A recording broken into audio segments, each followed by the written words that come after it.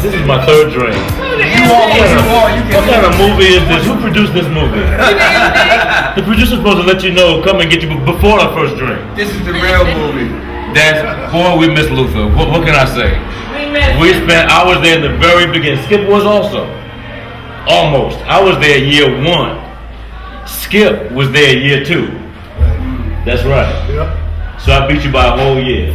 Even though we were there for 23 years. Right. That 1 year makes me way ahead of you. I was there way longer than you. I have way more seniority than you do. I cannot believe this. Anyway, yeah, we were there the whole time. I never thought it would end. We just had a great time, and we miss him. Would you ask for my favorite Luther story? My favorite Luther story? Oh my goodness. I'm gonna go for the one I'm just laughing at in there. You know what I mean? We were so close that we could argue. We had disagreements sometimes, not often. We agreed musically like all the time. I can't even remember a time in the studio when we would disagree. When we did, Luther was right. He was the one.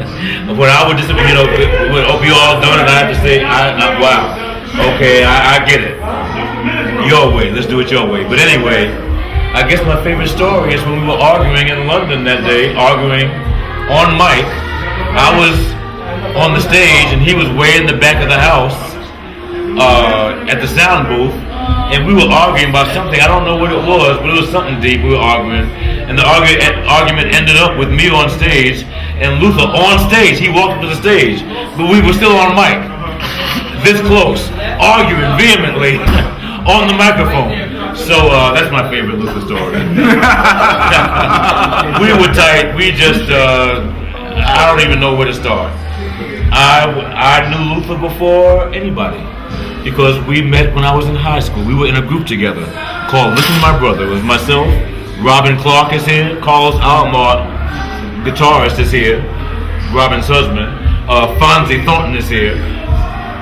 We were all in Listen to My Brother together when I was in high school. So I go back with Luther further than anybody. We hung out as part of that group. Then we split up, went different ways. I went to college. He called me when I was in college to say, I'm doing a record. I have a group, a 5-man singing group. Actually, 3 guys, 2 girls, I think. The group was called Luther. So he said, I'm going to Philly to record. Can you come down, get on a train and come and help me do my first record? I said, of course. So we did that record. We did another record. Second Time Around was on one of them. That was his biggest hit from those 2 records. That was before Never Too Much. Then he stopped recording. He went on and did start doing jingles and wrote the song In the Wiz. I got married, moved to Houston, Texas, had a baby. Luther came through Houston with Roberta Flack, came over to the house and visited, and I have this great picture of Luther and my 30-year-old daughter when she was 3 months. And anyway, but he told me at that time, I'm getting ready to go in the studio soon. Will you be down? I said, of course. About a year later, he called me from New York. I was still living in Houston. He said, I'm going in the studio. Can you come up? I said, of course. I came up and we recorded some stuff. I went back home, went back up again, recorded some stuff, went back home.